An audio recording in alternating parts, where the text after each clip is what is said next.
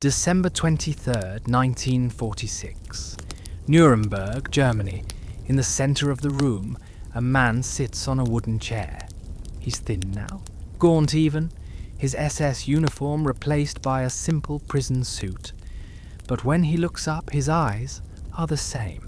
Ice blue, unblinking, empty of everything except a terrible, calculating intelligence. His name is Reinhard Heydrich. No, wait. Heydrich is already dead, killed by Czech resistance fighters in 1942. But in December 1946, the prosecutors at Nuremberg keep bringing up his name over and over. The Butcher of Prague, the Blonde Beast, the man even Hitler called the Man with the Iron Heart. A psychologist sits across from another prisoner, one of Heydrich's closest associates. "Tell me about him," the psychologist says, his notepad ready. What made him so effective?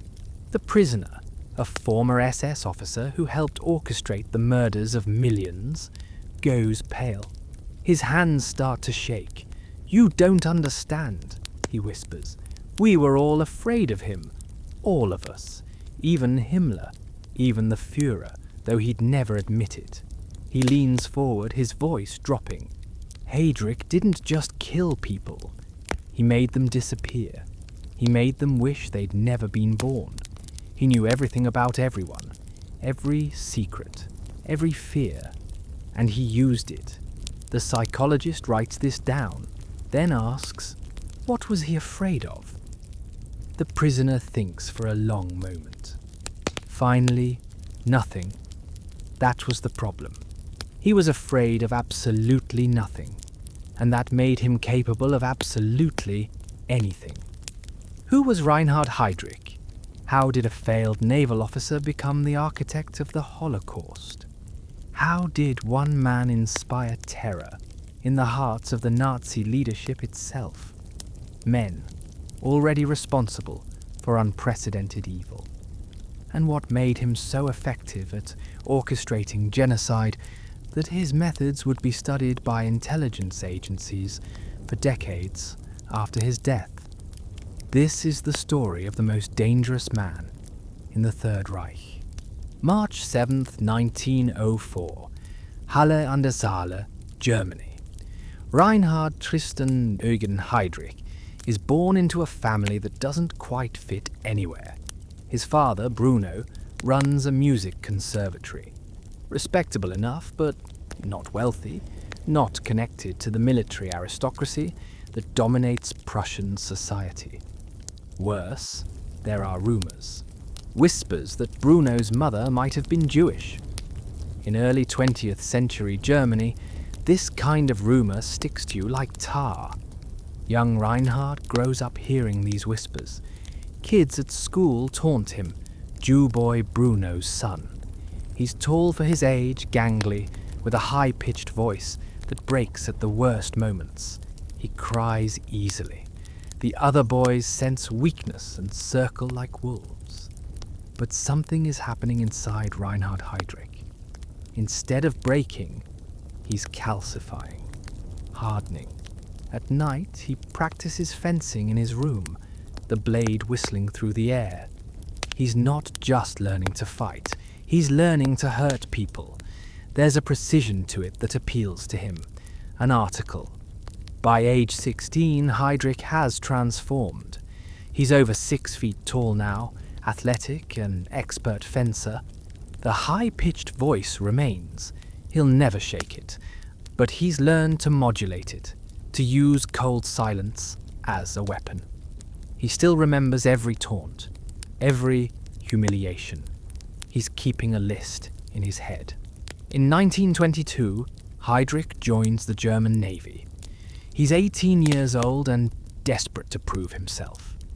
The Freikorps, right-wing paramilitary groups, are everywhere in Germany, killing communists, beating up Jews, fighting in the streets. Heydrich wants to be part of something bigger than himself, something powerful. The Navy gives him structure, discipline. He rises quickly, Not because he's well liked, he isn't, but because he's competent. Ruthlessly competent. He learns communications, cryptography, intelligence work. He has a gift for it, a talent for seeing patterns, for knowing what people are thinking before they think it. But then in April 1931, everything falls apart. Heydrich is 27 years old, a promising naval lieutenant with a bright future. He's also engaged to a woman named Lena von Osten. The problem, he's still involved with another woman, the daughter of a powerful naval officer. When she becomes pregnant, or claims to be, her father demands Heydrich marry her. Heydrich refuses, coldly, brutally. The scandal explodes. The Navy convenes an honor court. The decision is unanimous. Discharge for conduct unbecoming an officer and gentleman. On April 30th, 1931, Reinhard Heydrich's naval career ends. He's unemployed, engaged but broke, living with his fiancée's parents. Germany is in the grip of the Great Depression. 6 million people are out of work. Heydrich is just another unemployed ex-officer with no prospects. He has no idea that within a year he'll be one of the most powerful men in Germany. Hamburg, June 1931. Lena von Osten is worried about her fiancé.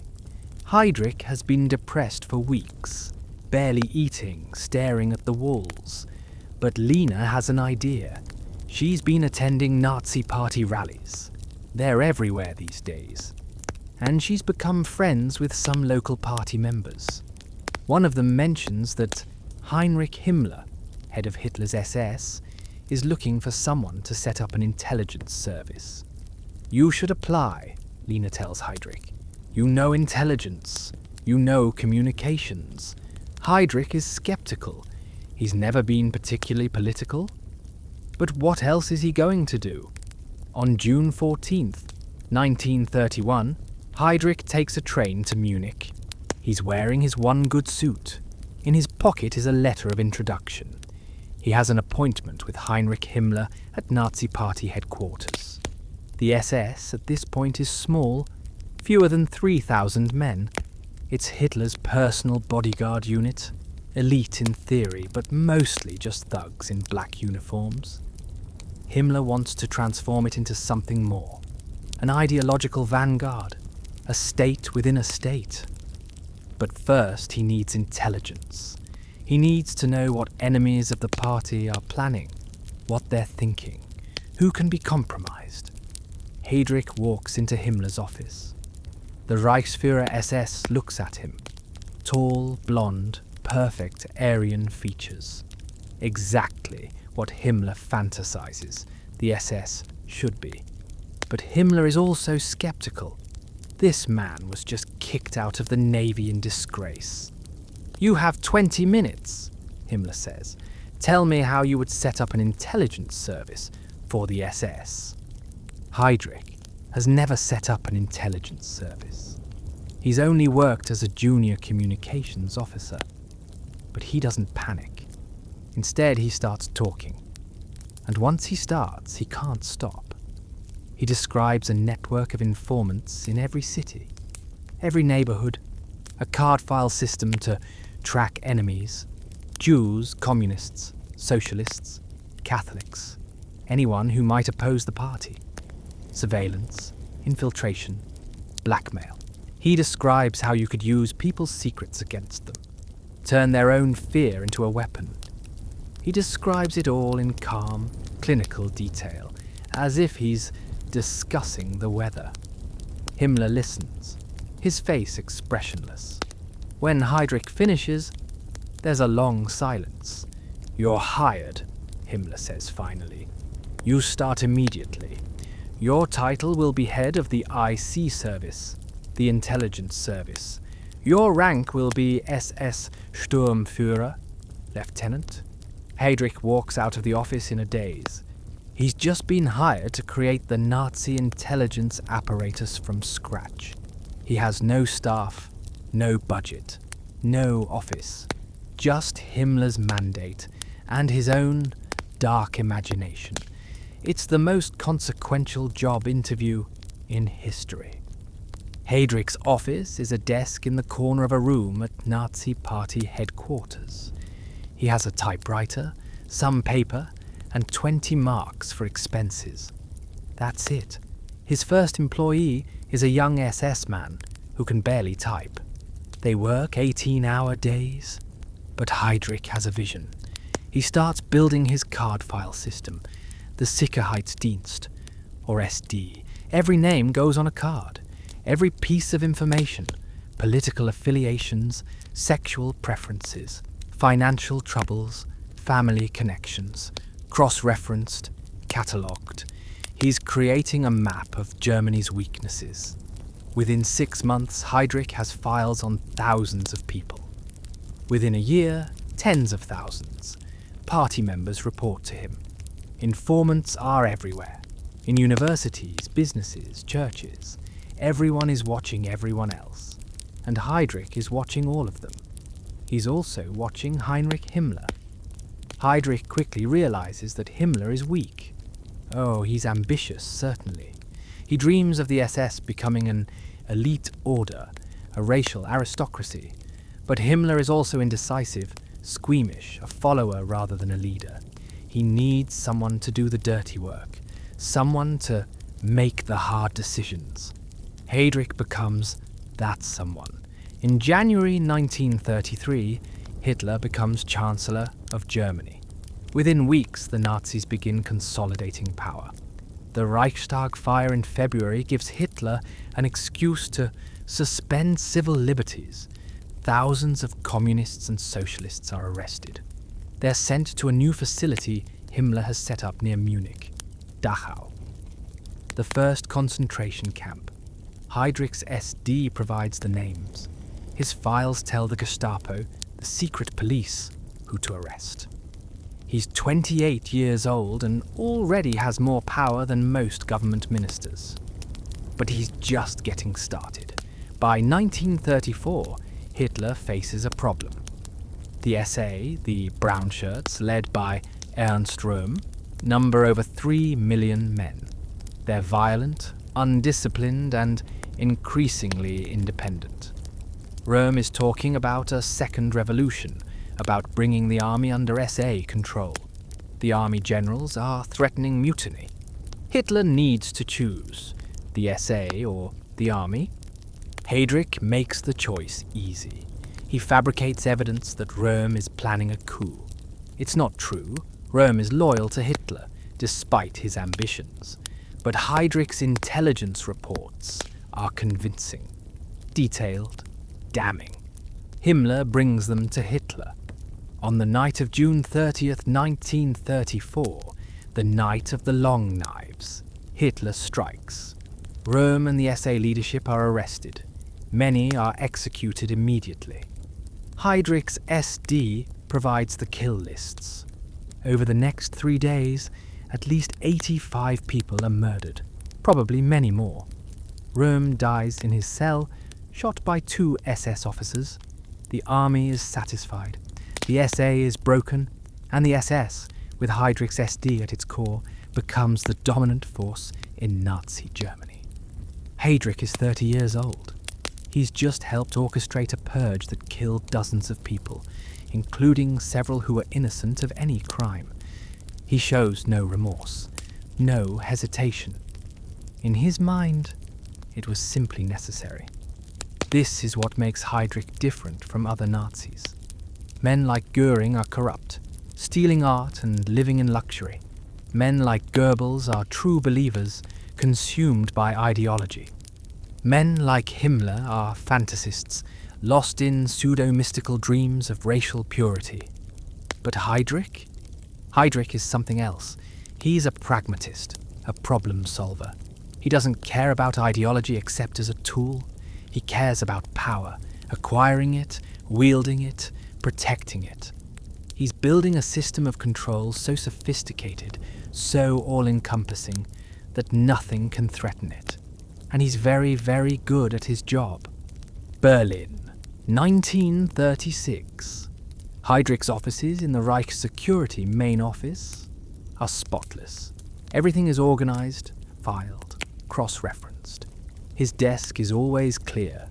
He processes paperwork with mechanical efficiency. Subordinates are terrified to meet with him. He has a way of staring at you with those ice-blue eyes, saying nothing until you start babbling confessions. By 1936, Heydrich controls multiple organizations. The SD, the intelligence service of the SS, now with agents throughout Germany and expanding into Austria and Czechoslovakia. The Gestapo, the secret state police, which he's reorganized into an efficient terror machine. The Gestapo can arrest anyone, hold them indefinitely, torture them for confessions. The Kripo, the criminal police, which Heydrich uses to target asocials, homosexuals, Roma, habitual criminals, anyone deemed undesirable. All of these organizations report to Himmler in theory. In practice, they report to Heydrich. He's created a bureaucracy of terror that operates with industrial efficiency. Here's how it works. Informants report suspicious activity to the SD. The SD investigates, building a file. If there's enough evidence, or sometimes just enough suspicion, the case goes to the Gestapo. The Gestapo makes the arrest, usually in the middle of the night. The prisoner is taken to Gestapo headquarters, often to the basement of Prinz Albrechtstrasse 8 in Berlin. What happens next depends on the prisoner. If they're politically important or have information, they're interrogated. Heydrich has developed sophisticated interrogation techniques, sleep deprivation, stress positions, psychological manipulation. Torture is used, but carefully. Heydrich doesn't want false confessions, he wants actionable intelligence. If the prisoner has no intelligence value, or if they've confessed everything, they're sent to a concentration camp. By 1936, there are several: Dachau, Sachsenhausen, Buchenwald. The SS runs them as profit-making enterprises. Prisoners are worked to death in quarries, factories, construction projects. Heydrich oversees all of this from his office. He reads reports every morning, signs off on arrests, reviews interrogation transcripts. He's creating a system where everyone informs on everyone else, where trust is impossible, where the mere suspicion of disloyalty can destroy your life. And it works. By 1936, organized opposition to Hitler inside Germany has been crushed. The communists are in camps or exile. The socialists are broken. The churches are cowed. The army is obedient. Germany is a totalitarian state, and Heydrich's security apparatus is the reason why. But Heydrich isn't satisfied. He has bigger ambitions. November 7th, 1938. Paris, France. A 17-year-old Jewish refugee named Herschel Grinspan walks into the German embassy. His parents have just been deported from Germany to Poland, dumped at the border with thousands of other Polish Jews. Grinspan is desperate, angry, helpless. He asks to see an embassy official. Ernst vom Rath, a junior diplomat, agrees to meet him. Grinspan pulls out a revolver and fires 5 times. Vom Rath dies 2 days later. The assassination gives Nazi leadership an excuse they've been waiting for. Goebbels seizes on it immediately. Here's proof that Jews are violent, dangerous, need to be dealt with. Hitler agrees. It's time to send a message. On the night of November 9th, 1938, Heydrich sends a telegram to all Gestapo and SD offices. The language is bureaucratic, precise. Actions against Jews, particularly against their synagogues, will take place throughout the Reich shortly. They are not to be hindered, as many Jews, especially wealthy ones, are to be arrested as can be accommodated in the available detention facilities. What follows is Kristallnacht, the Night of Broken Glass. Across Germany and Austria, SA men and ordinary citizens attack Jewish homes, businesses and synagogues.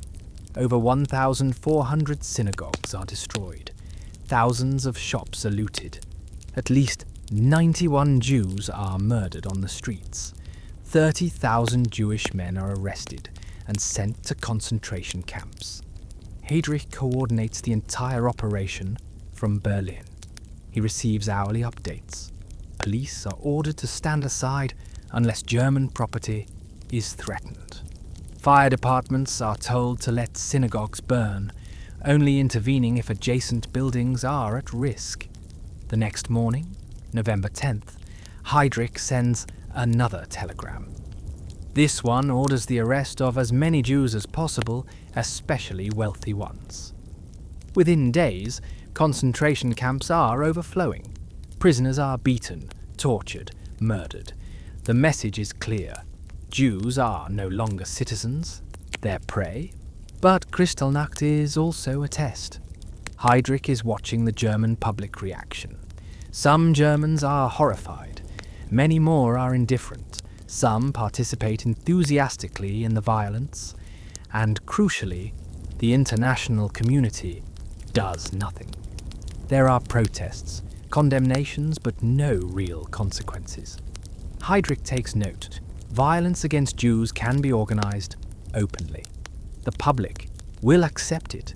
The world will do nothing. This is useful information. At a meeting on November 12th, Göring, now in charge of economic policy, is furious, but not about the murders. He's angry about the property damage. I would have preferred it if you had killed 200 Jews rather than destroying so much valuable property, he shouts. Heydrich sits quietly in the corner, taking notes. He's learning what the Nazi leadership really cares about.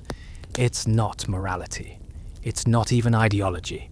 It's efficiency and economics. In 1939, Heydrich creates the Reich Security Main Office, the RSHA, consolidating all police and intelligence functions under his control. He's now in charge of the Gestapo, SD, Kripo, and several other agencies. He's 35 years old and arguably the second or third most powerful man in Nazi Germany. When World War II starts in September 1939, Heydrich is ready. He's spent 8 years building a machine designed to identify, track, and eliminate enemies. Now he's going to scale it up, way up. German tanks roll across the Polish border.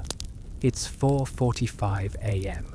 World War II has begun, but right behind the Wehrmacht, the regular army, come smaller units. They're dressed in SS uniforms. They carry lists of names. These are the Einsatzgruppen, special action groups. Heydrich created them specifically for the invasion. Their mission is simple: eliminate potential resistance. Polish intellectuals, priests, teachers, nobility, anyone who might organize opposition to German occupation. And Jews, especially Jews. The Einsatzgruppen move from town to town. They round up their targets, march them to the outskirts and shoot them. Mass graves are dug. Bodies fall in. The killing is systematic, organized, recorded in meticulous reports, sent back to Heydrich's office in Berlin. By the end of 1939, the Einsatzgruppen have murdered approximately 50,000 Poles and Jews. It's an appalling number, but it's also, from Heydrich's perspective, inefficient, too slow, too visible, too dependent on soldiers willing to shoot unarmed civilians at close range. Heydrich starts looking for better methods. In 1940, as Germany conquers France and the Low Countries, Heydrich focuses on consolidating control over occupied territories. Jews are forced into ghettos. The Warsaw Ghetto alone will eventually hold 450,000 people in an area of 1.3 square miles. Conditions are deliberately horrific: starvation, disease, death. But ghettos are temporary. Heydrich knows this. They're holding areas. The question is, holding areas for what? In July 1941, Germany invades the Soviet Union. Operation Barbarossa is the largest military invasion in history. 3 million German soldiers pouring across the border. And behind them come new Einsatzgruppen units. 4 groups, A, B, C and D, each assigned to a different sector of the Eastern Front. Their mission has expanded. They're not just targeting political enemies anymore. They're targeting all Jews, all Roma, all Asiatic inferiors in Soviet territory. This is genocide, though that word doesn't exist yet. The Einsatzgruppen operate with terrifying efficiency. They enter a town, round up Jews, march them to a field or forest, order them to dig pits, then shoot them. Men, women, children. Entire communities erased in an afternoon. Einsatzgruppe A reports killing 229,052 Jews in the Baltic states by February 1942. Einsatzgruppe B reports 45,467 executions in Belarus. Einsatzgruppe C kills tens of thousands in Ukraine, including 33,771 Jews at Babi Yar in just 2 days, September 29th to 30th, 1941. The reports come back to Heydrich's desk. He reads them over breakfast. The language is bureaucratic: special treatment, resettlement, executive measures. Never murder, never massacre. Just cold statistics on forms. But even this isn't enough. The Einsatzgruppen are killing tens of thousands, but there are millions of Jews in German-controlled territory. The soldiers are developing psychological problems from the shootings. Some are drinking heavily. Others are having breakdowns. A few have refused orders. Heydrich needs a solution that's more efficient, more secret, more psychologically sustainable for the perpetrators. In September 1941, the first experiments begin at Auschwitz, using Zyklon B gas in sealed rooms. The results are promising. Hundreds can be killed at once. The perpetrators don't have to look their victims in the eye. The bodies can be disposed of in crematoria. Heydrich takes note. This is what he's been looking for. An industrial solution to what the Nazis call the Jewish question. Now he just needs to formalize it, to get all the various Nazi agencies on the same page, to create a comprehensive plan for the extermination of European Jewry. He decides to host a conference. January 20th, 1942. Am Großen Wannsee, 56 to 58, Berlin. It's a beautiful villa on the shore of the Wannsee Lake. In summer, it's idyllic. Sailboats on the water, families picnicking on the shore. But this is January and the lake is frozen. Snow covers the ground. The villa has been requisitioned by the SS for meetings. This morning, 15 men are gathering. High-ranking Nazis from various government ministries and SS departments. They've been summoned by Reinhard Heydrich. The invitation was vague, a meeting to discuss the final solution of the Jewish question. Heydrich, now an SS Obergruppenführer, roughly equivalent to a lieutenant general, stands at the head of the table. He's 37 years old, at the peak of his power and influence. He's wearing his SS uniform, decorations gleaming. His ice blue eyes sweep the room. "Gentlemen," he begins, "thank you for coming. We have important matters to discuss. The meeting lasts 90 minutes. Only one copy of the minutes will survive the war. Protocol 16 of 30 copies, found in 1947 in the Foreign Office archives. It's one of the most chilling documents in history. Heydrich speaks calmly, methodically. He begins with statistics. Approximately 11 million Jews live in Europe, including those in unconquered territories like Britain and neutral countries like Sweden. He has numbers for every country. France, 865,000. Netherlands, 160,000.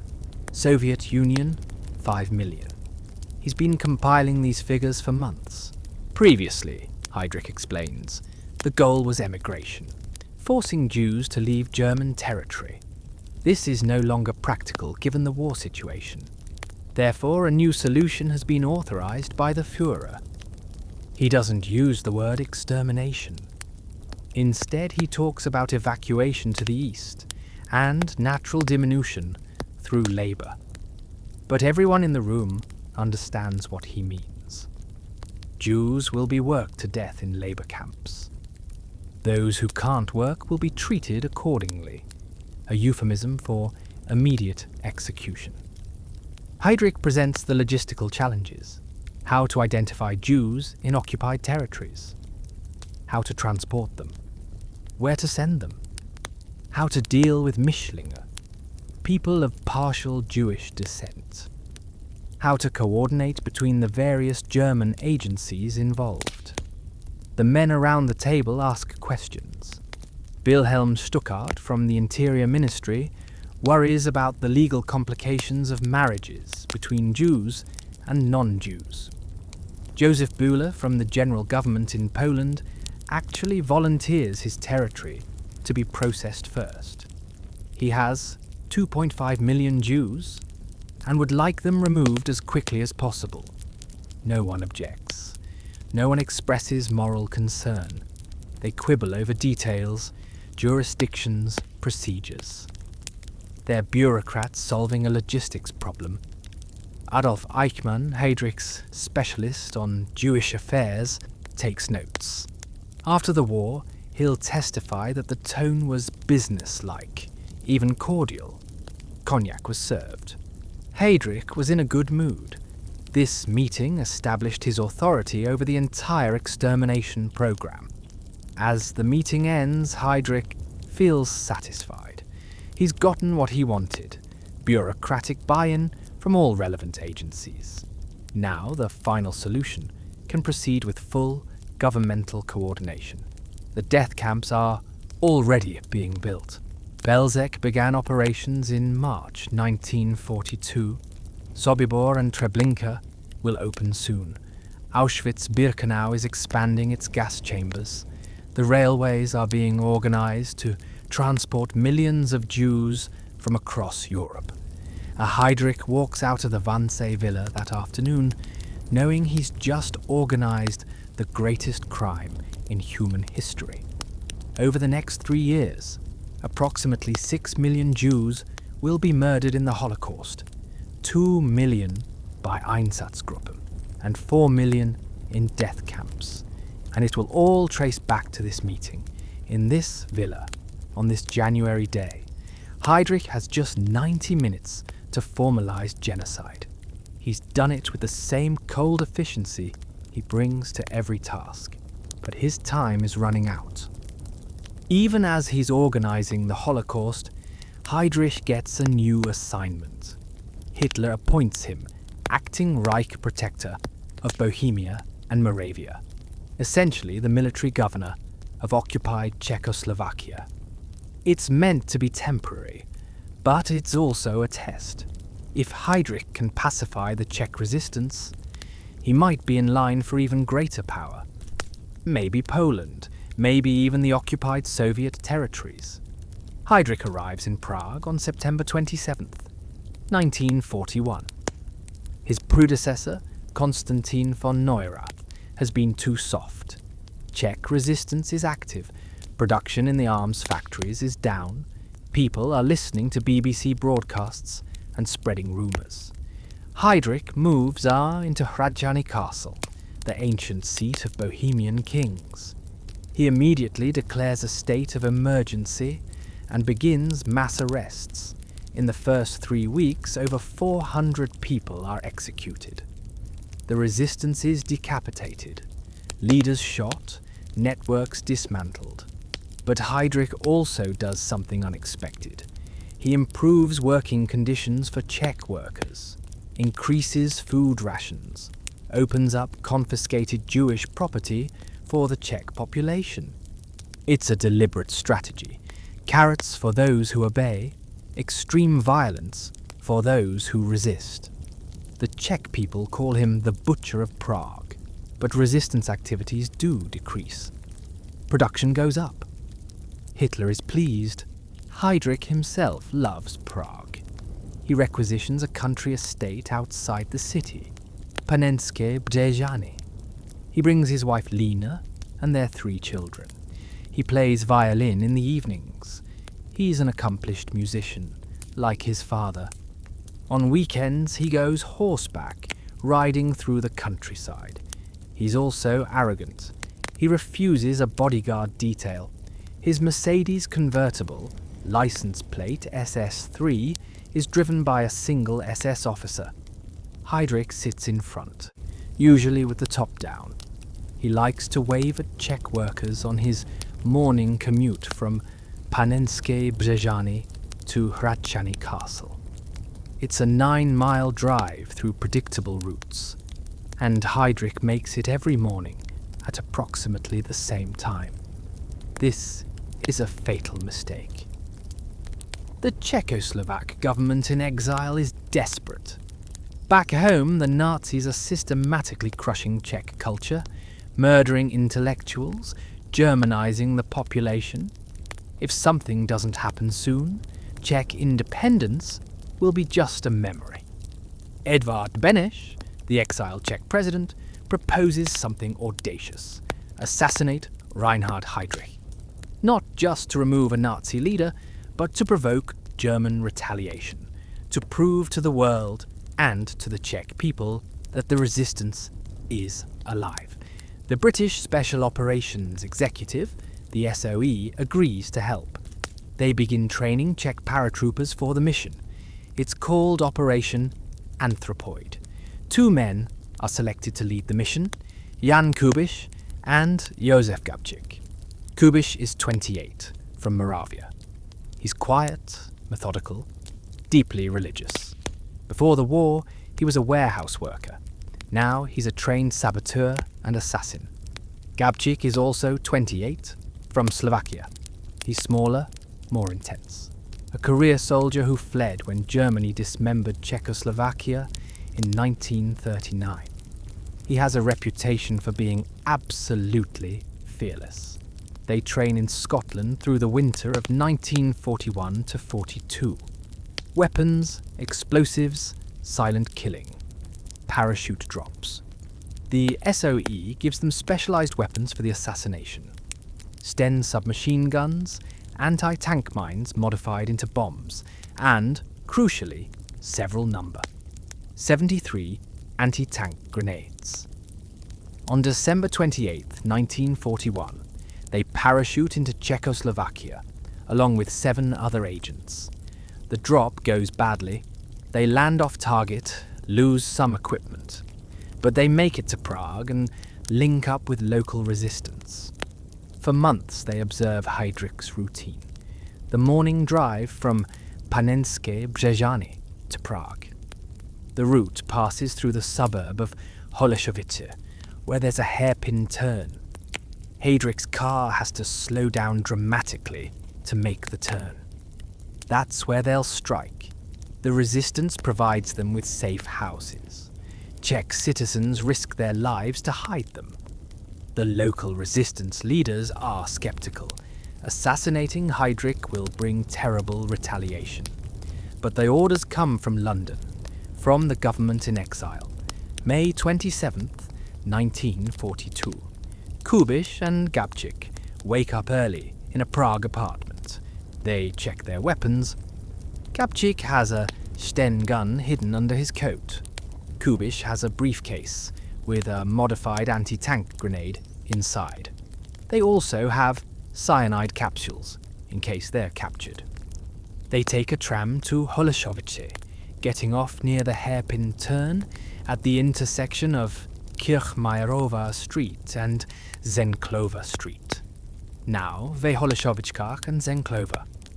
3 other resistance members are positioned nearby as lookouts. The plan is simple. Gabčík will shoot Heydrich with the Sten gun. If that fails, Kubiš will throw the grenade. They wait. 9 a.m. passes, then 9:30. Cars come and go. Trams rattle past. The spring morning is warm, sunny. The Mercedes comes around the bend. Heydrich is in the front passenger seat, his briefcase on his lap. He's reviewing papers, probably reports from the various security agencies he controls. His driver, SS Oberscharführer Johannes Klein, is focused on the road ahead. Gabčík steps into the street, pulling out the Sten gun from under his coat. He raises it, aims at Heydrich from about 15 feet away. He pulls the trigger. Nothing happens. The gun jams. Heydrich sees Gabčík standing there with a gun. Instead of ordering Klein to accelerate, Heydrich does something incredibly stupid and incredibly brave. He stands up in the convertible and draws his pistol. "Get him!" Heydrich shouts at Klein. But Kubiš is already moving. He pulls the grenade from his briefcase and throws it at the Mercedes. His aim is slightly off. The grenade hits the rear wheel instead of landing inside the car. The explosion is massive. The modified anti-tank grenade detonates with a blast that shatters windows up and down the street. Shrapnel, mixed with horsehair, wire fragments and pieces of the car, sprays in all directions. Heydrich is thrown sideways in the seat. Klein is stunned but unhurt. The Mercedes tire is destroyed. Smoke fills the air. For a moment there's silence. Then Heydrich staggers out of the car. He's on his feet, pistol in hand. His face is white with shock, but he's conscious. He starts chasing Gabčík, who's running down the street. Kubiš is also running, blood streaming from his face. Shrapnel has hit him. A Czech policeman, Jan Broček, sees men with weapons and gives chase, not understanding what's happening. Heydrich manages a few steps, then stops. He leans against a lamppost. Klein catches up to him and sees blood seeping through Heydrich's uniform. The blast has driven fragments of car upholstery, metal and wire into his left side, below his ribs. "Get a car!" Heydrich gasps. "Hospital!" A passing Czech truck driver is commandeered. Heydrich is loaded into the back. He's still conscious, still trying to give orders. The truck speeds toward Bulovka Hospital. Music, urgent, chaotic, Gabčík escapes into the streets of Prague. He'll eventually make it to a safe house. Kubiš also escapes, despite the bleeding wound on his face. Within hours, both men have vanished into the resistance network. At Bulovka Hospital, doctors examine Heydrich. The wounds don't look fatal at first. No major organs hit, but they're deep, contaminated with fragments of car debris. The surgeons operate, removing shrapnel from his spleen and diaphragm. They repair a fractured rib. The operation takes hours. When Heydrich wakes up, he's furious, not about the pain, about the fact that 2 men got close enough to attack him. His first question is, have they been caught? Number. They haven't. Heinrich Himmler arrives in Prague within 24 hours. He brings his personal physician. Hitler sends his own doctor as well. Heydrich is getting the best medical care the Third Reich can provide. For several days he seems to recover. He's sitting up, talking, giving orders for the manhunt. The Gestapo has sealed Prague. Nobody in or out. House-to-house searches begin. Thousands are arrested for questioning, but on June 2nd, Heydrich's condition worsens. He develops a fever. Infection is spreading. Despite sulfur drugs and around-the-clock care, The infection won't stop. The wound is full of bacteria from the car's upholstery, the horsehair from the grenade, the filth from the street. On June 3rd, 1942, Heydrich lapses into a coma. Blood poisoning. Sepsis. On June 4th at 4:30 a.m., Reinhard Heydrich dies.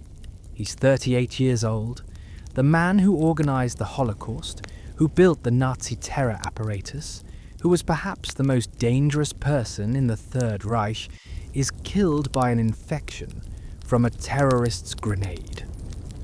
The moment Heydrich dies, Hitler orders maximum retaliation. Karl Hermann Frank, the new acting protector, begins implementing what will be called Heydrich's revenge. The Gestapo already has a list of suspect villages. One name keeps coming up in interrogations: Lidis, a mining village of about 500 people near Prague. Someone has confessed, under torture, probably falsely, that Lidis residents helped the assassins. On June 9th, 1942, German security police surround Lidis. The entire male population, 173 men and boys over age 15, are taken to a farm and shot. The women, 184 of them, are sent to Ravensbrück concentration camp. The children, 90 of them, are shipped to Germany. Most will be gassed at Chelmno. A few with Aryan features are given to German families for adoption. Then, the village is burned. Every building. The German forces use explosives to level what remains. They redirect a stream to flood the area. They plant trees to hide any trace that a village was ever there. Lidis is erased from the map. Another village, Ležáky, suffers a similar fate on June 24th. All adult residents are executed. The children are sent to concentration camps. In total, the reprisals for Heydrich's death result in over 1,300 executions across Czechoslovakia. Thousands more are arrested and sent to camps. But the Gestapo still hasn't found the assassins. Kubiš and Gabčík, along with 5 other Czech paratroopers, are hiding in the crypt of the church of Saints Cyril and Methodius in Prague. The Orthodox priest and resistance members are smuggling them food. They're trapped. Prague is under lockdown. Gestapo everywhere. Rewards offered for information. On June 18th, 1942, the Gestapo gets a tip. Karel Čurda, one of the other paratroopers who'd been dropped with Kubiš and Gabčík, has betrayed them. He walks into Gestapo headquarters and, for the reward money, 1 million Reichsmarks, tells them everything. The safe houses, the contacts, and the church. At 4:15 a.m. on June 18th, 700 SS soldiers surround the church of Saints Cyril and Methodius. The paratroopers are in the crypt below the main church. It's a tight space. Stone walls, a few small windows at street level.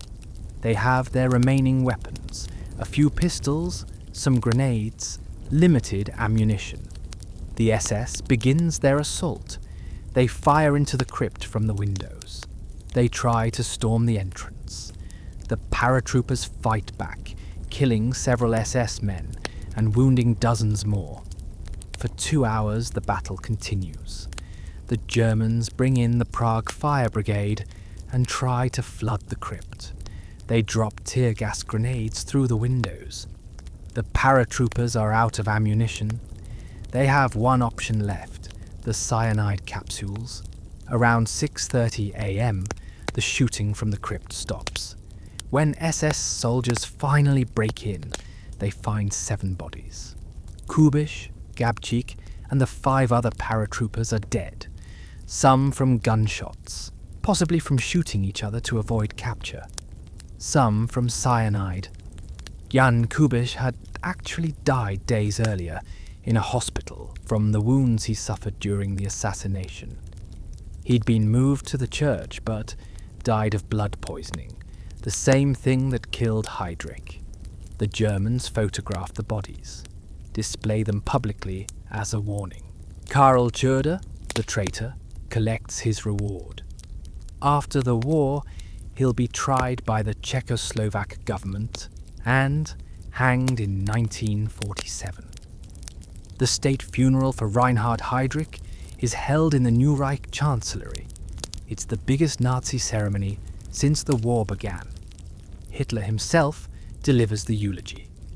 Heydrich's coffin lies in state, covered with the Nazi flag and his SS insignia.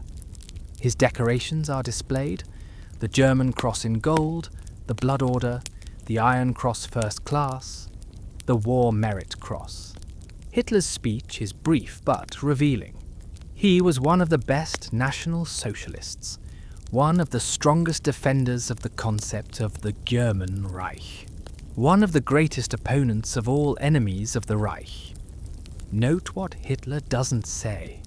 He doesn't call Heydrich a friend, doesn't speak of personal warmth. Hitler feared Heydrich, just like everyone else did, but he also recognized Heydrich's value, his cold efficiency, his organizational genius, his complete lack of moral restraint. Himmler speaks next.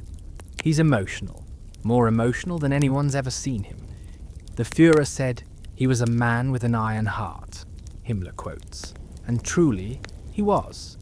But I know he also had a soft and tender heart. This is propaganda. Heydrich had no tender heart, but Himmler has lost his right hand, his protégé, the man who actually ran the SS security apparatus, while Himmler fantasized about racial mysticism. Heydrich is buried in Berlin's Invalidenn cemetery with full military honors. Thousands of SS men attend. The burial includes a 3-volley salute. Lena Heydrich, his widow, is given a generous state pension. She'll live until 1985, never expressing remorse for her husband's crimes. In interviews, she'll defend him. He was a wonderful husband and father. He was just doing his duty. Their children survived the war. They changed their names, try to live quiet lives. The oldest son, Klaus, dies in a traffic accident in 1943. The other children, Haida, Silke, and Marte, live into adulthood, rarely speaking publicly about their father. By June 1942, when Heydrich dies, the Holocaust is already in full swing. The death camps are operating at peak efficiency. Treblinka will eventually murder 900,000 people. Belzec, 600,000. Sobibor, 250,000. Auschwitz-Birkenau, over 1 million. Heydrich didn't personally kill most of these people. He never worked in a death camp. He never served in an Einsatzgruppe. He never personally fired a gun at a civilian. But he organized it. He systematized it. He made it possible. The Wannsee Conference was his meeting. The RSHA was his creation. The security apparatus that identified, tracked, and transported millions to their deaths was built by him. Adolf Eichmann, who actually managed the logistics of the Holocaust, was Heydrich's subordinate. The Einsatzgruppen commanders reported to Heydrich. The concentration camp system was overseen by his office. After Heydrich's death, the Holocaust continued. In some ways, it accelerated, as if the remaining Nazi leadership wanted to prove they could be just as ruthless without him. But they never quite matched his cold efficiency. Heinrich Himmler tried to fill the gap. He took direct control of the RSHA, appointing Ernst Kaltenbrunner as Heydrich's replacement. But Kaltenbrunner was a drunk and a sadist, effective at brutality, but lacking Heydrich's organizational genius. The Allies knew about Heydrich. British intelligence had files on him dating back to the 1930s. They knew he was running the Nazi security apparatus. They knew about his role in the Holocaust. though they didn't know the full scope until after the war. When Heydrich was assassinated, British propaganda celebrated it as a major blow to the Nazi war machine. And it was, but not in the way they expected. Heydrich's death didn't slow the Holocaust. It just made it slightly less efficient. So what made Reinhard Heydrich the scariest man in World War II? It wasn't physical brutality. He didn't personally torture people, though his organizations did. He wasn't present at mass executions, though he ordered thousands. It wasn't ideological fanaticism. Heydrich quoted Nazi racial theory when useful, but there's little evidence he truly believed it. He was too pragmatic, too cynical for genuine belief. It wasn't even ambition, though he had plenty. Other Nazis were more ambitious. Göring wanted to be Hitler's successor. Goebbels craved recognition and power. What made Heydrich terrifying was his competence combined with his complete moral vacancy. He approached genocide the way an engineer approaches a technical problem. How do you identify millions of people across an entire continent? Build a database. How do you transport them? Coordinate with the railways? How do you kill them efficiently? Research methods, run tests, optimize the process. Heydrich never showed remorse, never hesitated, never questioned whether what he was doing was right. He simply executed his tasks with maximum efficiency. Other Nazi leaders were monsters, but they were human monsters. Göring was corrupt and vain. Goebbels was a true believer consumed by his own propaganda. Himmler was a fantasist who threw up when he witnessed an execution. But Heydrich? Heydrich was something else. He was the bureaucrat of death, the administrator of genocide.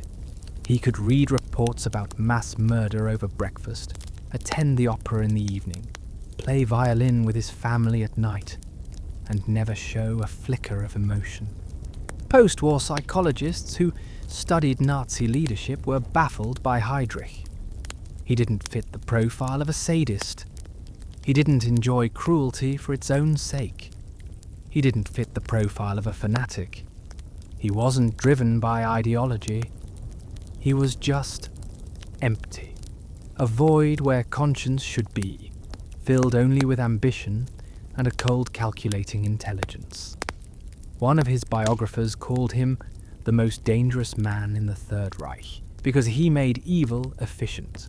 He turned hatred into policy, violence into bureaucracy, murder into an industrial process.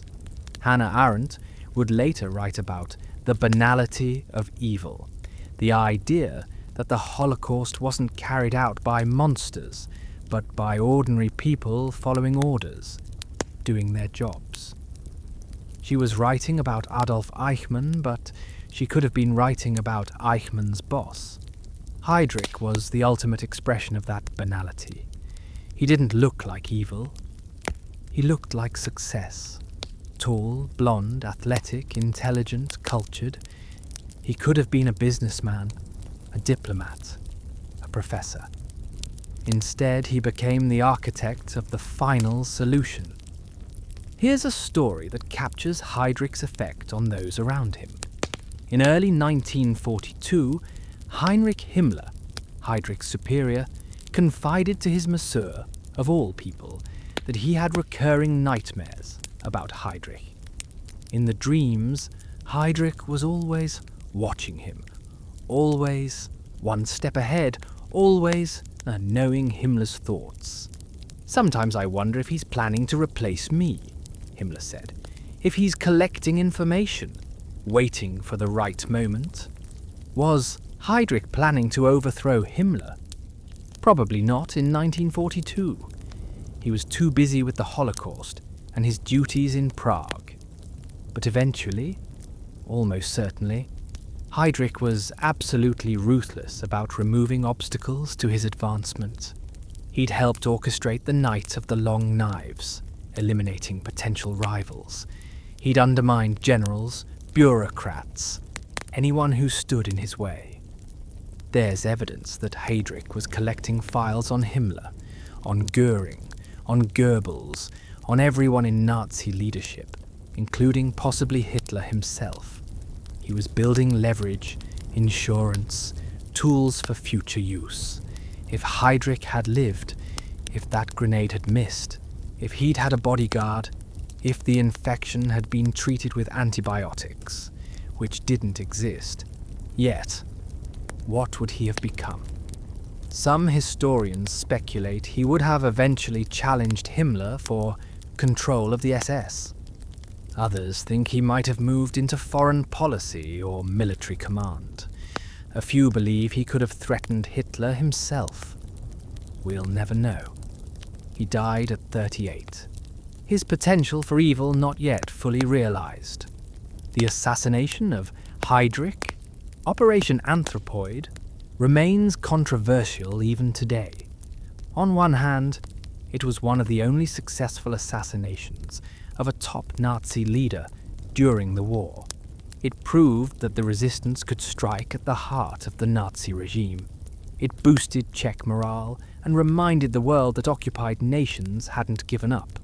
On the other hand, the reprisals were devastating.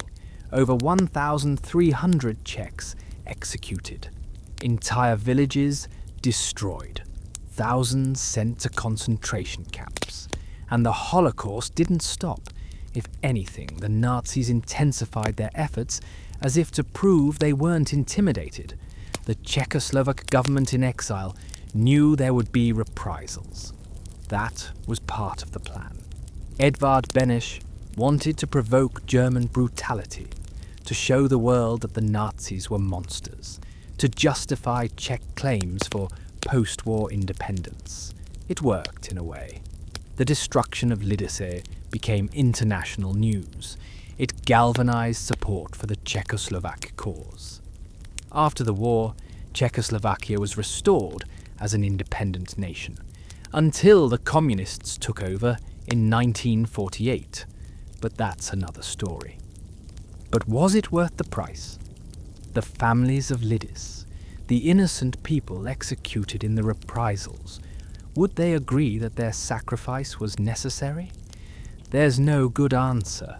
War creates impossible moral choices. The men who carried out Operation Anthropoid, Kubiš and Gabčík, knew they were likely going to die. They knew innocence would suffer. They did it anyway because they believed in the cause of Czech freedom. They're remembered as heroes in the Czech Republic today. There are monuments to them, films about them, streets named after them. The Church of Saints Cyril and Methodius, where they made their last stand, is now a museum. But heroism and tragedy are often inseparable. The villa at Amgrosen Wannsee 56 to 58 still stands. It's a museum now, the house of the Wannsee Conference. You can visit it, walk through the same rooms where Heydrich outlined the Holocaust. The exhibits are stark. Photographs of the attendees, copies of the protocol, maps showing the transport routes to death camps, statistics on the murdered. What's striking is how ordinary the building is. It's beautiful, actually. Large windows overlooking the lake, elegant architecture. You can imagine it as someone's home or a site for business retreats or wedding receptions. The banality of evil, again. Genocide planned in a conference room. Mass murder organized over coffee and cognac. One exhibit shows Heydrich's personal effects, found after his death. His SS dagger, his identification papers, a photograph of him with his family. He's smiling, his children climbing on him. He looks like any father, any husband. This is what makes Heydrich so disturbing. He wasn't a raving monster. He was a man who loved music, who played with his children, who enjoyed horseback riding through the Czech countryside. And he was also the man who organized the murder of 6 million Jews. How do you reconcile those two things? How does someone contain both humanity and such absolute inhumanity? The answer is that Heydrich didn't see a contradiction. His family, his interests, his career, these were his world. The millions he condemned to death weren't people to him. They were statistics, problems to be solved, obstacles to be removed. This is the mechanism of genocide, dehumanization, so complete that mass murder becomes just another administrative task. Here's what keeps historians awake at night. What if Heydrich had lived? He was 38 when he died. Hitler was 53. Himmler was 41. If the war had gone differently, if Germany had somehow won, Heydrich could have been in power for decades. He would have continued perfecting the Holocaust. He would have expanded the concentration camp system. He would have applied his efficient brutality to occupied Soviet territories, to Poland, to anywhere Germany controlled. Some historians speculate that Heydrich might have eventually challenged Hitler. He had the intelligence, the organization, the files on everyone. He knew where all the bodies were buried, literally and figuratively. Others think he would have remained loyal, at least until Hitler died. Then Heydrich might have emerged as the leader of a post-Hitler Nazi state. Younger than Göring or Himmler, more competent than Goebbels, more ruthless than all of them. It's a nightmare scenario. But it didn't happen. Instead, 2 Czech paratroopers with a modified grenade stopped him. They didn't know they were preventing decades of potential tyranny. They just knew Heydrich needed to die. And he did. In a hospital bed from an infected wound, the most dangerous man in Nazi Germany, dying from bacteria he couldn't see and couldn't fight. There's a certain justice in that. Heydrich spent his life believing in his own superiority, in the power of intelligence and planning and ruthless efficiency. But in the end, he was killed by his own arrogance, refusing a bodyguard, taking the same route every day, standing up in his car when he should have ordered the driver to flee. One moment of pride, one tactical error, and the architect of the Holocaust was mortal after all. Reinhard Heydrich remains one of the most studied figures of World War II, not because of what he represented, but because of what he accomplished. He transformed Nazi Germany from a chaotic party of thugs into an efficient, totalitarian state. He built a security apparatus that crushed dissent and tracked millions to their deaths. He organized the Holocaust with the same attention to detail that others might apply to running a business. He was scary, not because he was cruel, though his organizations committed unspeakable cruelties. He was scary because he was competent, because he made evil work, because he proved that genocide could be bureaucratized, industrialized, made efficient.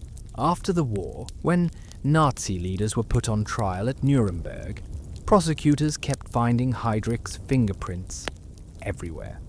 The Wannsee Protocol, the Einsatzgruppen orders, the deportation schedules, the concentration camp organization. If he'd lived, he would have been the first one hanged. But he died in 1942, killed by 2 men who were themselves killed 12 days later. Operation Anthropoid succeeded, at terrible cost. The Czech resistance was decimated. Over 1,000 innocents were murdered in reprisals. But Heydrich, the man even Nazis feared, was dead. There's a memorial in Prague, at the site of the assassination. It marks where Heydrich's car was hit. Flowers are often left there, honouring Kubish and Gabčík. Next to it is a plaque listing the names of Lidic's victims, reminders that heroism and tragedy are inseparable in war. In the end, Heydrich's legacy is one of efficient evil. He showed that atrocity could be organized, that murder could be industrialized, that conscience was optional if you had enough ambition. He was the logical endpoint of bureaucratic amorality. A man who could order genocide before lunch and play violin after dinner. The scariest man of World War II wasn't the loudest or the most fanatical. He was the quiet one in the corner, taking notes, building files, planning the next operation.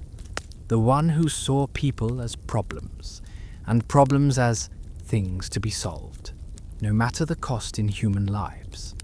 Reinhard Heydrich died over 80 years ago, but the systems he built, the methods he pioneered, the cold efficiency he brought to mass murder, these echoed through the rest of the war and beyond. Every genocide since has borrowed from his playbook. Every totalitarian state has studied his techniques. That's his legacy. That's what makes him so terrifying.